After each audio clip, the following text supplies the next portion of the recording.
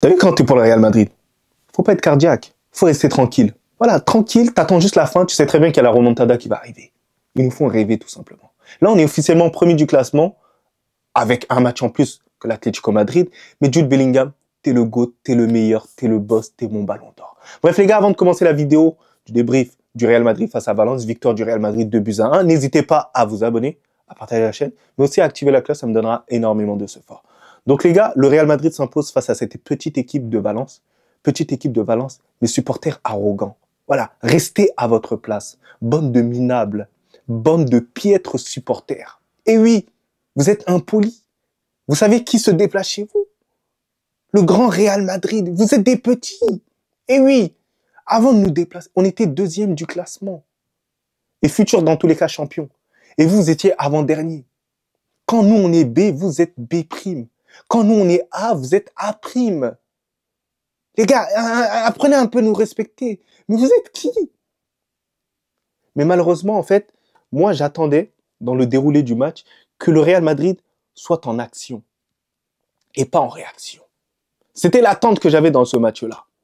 Mais malheureusement, le match il a débuté première mi-temps. Première mi-temps tout simplement catastrophique de mon équipe. Oui, parce que Valence, on va pas se mentir que c'était beaucoup mieux en termes de jeu, ça circulait beaucoup plus, c'était beaucoup plus fluide. Mais nous, il y avait pas mal de pertes de balles, pas mal d'incohérences sur pas mal de choses. On a frappé que 2 fois en première mi-temps et c'est catastrophique. Catastrophique. Vinicius Valverde a frappé. Voilà, après ça s'est arrêté à là. Mais vous êtes sérieux les gars? Vous êtes sérieux? Mais c'est quand on va être en action? Non mais c'est quand? Expliquez-moi les gars, c'est moi et je suis fâché ou quoi? Après ça, Valence arrive à marquer son but tranquillement. Et Valence arrive à marquer son but et c'est totalement mérité parce qu'il peut marquer à plusieurs reprises. Heureusement que Thibaut Courtois, il est là, dans les cages. Heureusement que, voilà, t'as vu, il bouge dans les cages, il arrête, miskin, voilà, il transpire même pour des matchs comme ça, vous imaginez, gars? Il a transpiré plus que les joueurs de tous les joueurs du Real Madrid. C'était incroyable. Si on n'a pas Thibaut Courtois en première mi-temps, on se prend un but. Et oui, non, mais je vous le dis directement. On se prend plus que un but. Et carrément, c'est mérité, Valence, qui mette un but face à nous. Parce qu'en défense centrale, on était catastrophique. Ah oui, non, mais il faut le dire. Il faut parler français, que ce soit Tchouaméni et Rudiger, ils ne sont pas compatibles.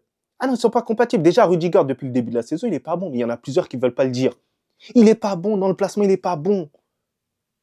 Tchouaméni, c'est pas compatible avec Rudiger parce que Rudiger doit avoir un numéro 5 à côté de lui. Pas quelqu'un qui aime le combat comme lui. Parce que sinon, ça fait comme, par exemple, face à une équipe comme le Barça, au final, ça part derrière toi et après, ça marque des buts. Il y a beaucoup plus de profondeur derrière toi. En fait, Rudiger, il faut un numéro 5 avec lui. Un joueur comme Asensio à ses côtés, qui pourra couvrir un peu les zones un peu douteuses et tout. Ou, si tu ne fais pas confiance à un joueur comme Asensio, va recruter un joueur comme Saliba. Un profil Saliba qui comprend un peu plus l'anticipation, etc. Parce que Rudiger n'a pas cette notion-là. C'est un bon défenseur, mais un bon numéro 4. Oui, il y a 2 styles de défenseurs, t'as capté? Le défenseur qui attaque, le défenseur qui court un tout petit peu. Oui, non, mais c'est moi qui vous le dis. Mais après, les latéraux, ils ont été mauvais. Ah oui, non, mais mauvais. Juste Lucas Vazquez, il s'est réveillé à la fin. Mais mauvais. Voilà, ils se sont fait trimballer, passer, normal, Ferland Mendy d'habitude. T'es fiable défensivement. Et c'est ça l'argument que j'avance pour te mettre devant Fran Garcia. Mais si dans ça, t'es pas bon, ça ne va pas, garçon. J'espère que pour le prochain match, tu vas te réveiller dans cet aspect-là. Ah oui, non, mais oui. Non, mais c'est tout le match, c'était mauvais. Le Renoir sur le côté, il faisait que te tartiner.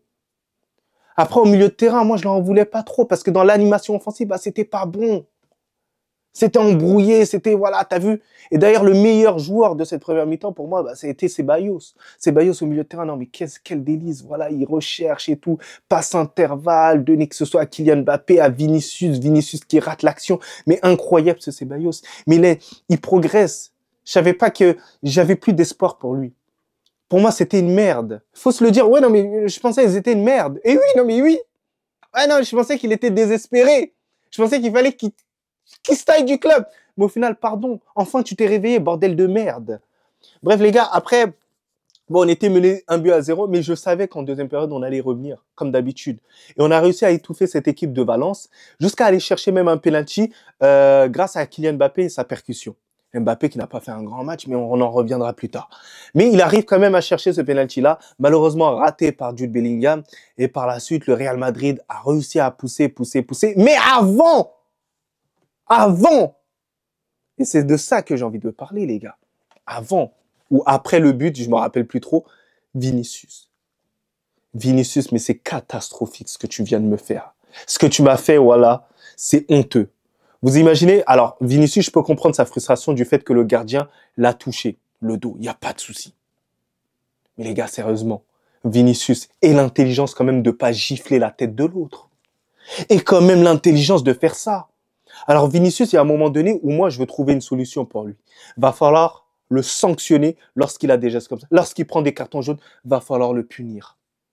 C'est pour son bien. Faut qu'il s'améliore sur cet aspect-là. Parce que ça, c'est des arguments pour ceux qui nominent le ballon d'or, pour ne pas lui donner. Et oui, est-ce que des Mbappé, ils vont faire ça? Est-ce que des Jude Bellingham, non, ils vont pas faire ça. Il est trop excité sur le terrain. Calme-toi, bordel. Mais qu'est-ce qui se passe, gros? Il est tout le temps énervé contre l'arbitre. Sois heureux un tout petit peu, sois souriant, ça se voit que t'es un bon. Moi, j'ai pas compris. Vinicius, il commence à casser la tête, que ce soit face à Séville, il prend un carton jaune, il peut pas jouer. Non, justement, il prend un carton jaune avant, il peut pas jouer face à Séville. Donc, c'est problématique, en fait, ces cartons jaunes bêtes. D'ailleurs, là, il prend un carton rouge direct.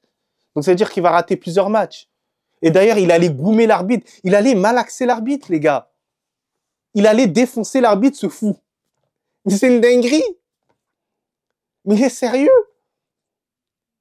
Après ça, heureusement qu'on arrive à faire quand même la différence. Heureusement que l'ancien Aka Netero, Aka Luka Modric, il arrive à marquer son but grâce à une merveilleuse passe décisive de Jude Bellingham qui a été au préalable servi juste avant par Brahim Diaz. Heureusement par la suite. Et heureusement par la suite que Valence nous offre un but que Jude Bellingham il arrive à transformer de façon merveilleuse parce qu'il pouvait très bien rater. Après, oui, c'est vrai qu'il y en a plusieurs qui l'auraient insulté, mais il inscrit. Mais après, pour les appréciations vraiment individuelles que je peux avoir sur tous les joueurs, moi, je trouve que Thibaut Courtois, ça a été l'un de mes hommes du match. Vraiment exceptionnel hein, sur ce match-là. Il a été plutôt bon. Les deux en défense centrale, que ce soit Tchouaméni et Rudiger, pour moi, il y a beaucoup de fébrilité. Même si en deuxième période, ça a été plutôt bien. Voilà, ça a été assez bien. Les deux latéraux, moi, j'ai trouvé que c'était un match assez lambda de leur part, que ce soit de Mendy ou de Lucas Vasquez. Moi, j'ai trouvé que bon, défensivement, ça a été catastrophique. Lucas Vasquez, heureusement, qui se rattrape vraiment par la suite. Mais Mendy, voilà, on en attend plus. Surtout que là, il y a de la concurrence qui va arriver. Attention à toi, bordel. Attention, sinon ça va partir ou sinon ça va aller sur le banc. Ça, c'est compliqué. Et au milieu de terrain, bah, déjà à commencer par Valverde comme d'habitude, la régularité. Moi, j'ai bien aimé son impact avec Ceballos. On sent qu'ils sont hyper complémentaires. D'ailleurs, Ceballos, pour moi, c'est l'un de mes hommes du match parce que c'est vraiment lui qui arrive à trouver l'intervalle, à mettre le tempo. Il est à l'aise il récupère énormément aussi de ballons, Ceballos. Il met beaucoup de pressing. Donc, c'est quelqu'un vraiment, il mérite sa place de titulaire. Et le fait qu'il soit passé une hiérarchie au-dessus de Modric, bah, ça fait plaisir. Bellingham, vous connaissez, heureusement que Bellingham, il est là sur le terrain, bordel. Parce que vous imaginez, sur le terrain, il y a tellement d'espace. Il y a tellement de joueurs qui ne courent pas énormément, et je l'ai vu.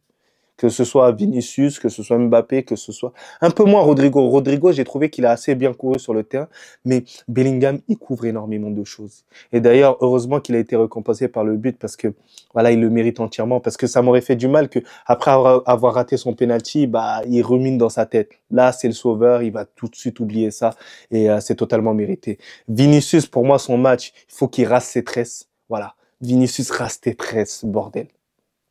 C'est pas bon. Voilà, à chaque fois que tu nous fais des nouvelles coupes, c'est pas bon. Reste avec ta crête, sois simple et arrête de t'énerver, bordel. Ça commence à casser les couilles. Ce match, il n'était pas fameux de ta part. T'as raté pas mal de choses.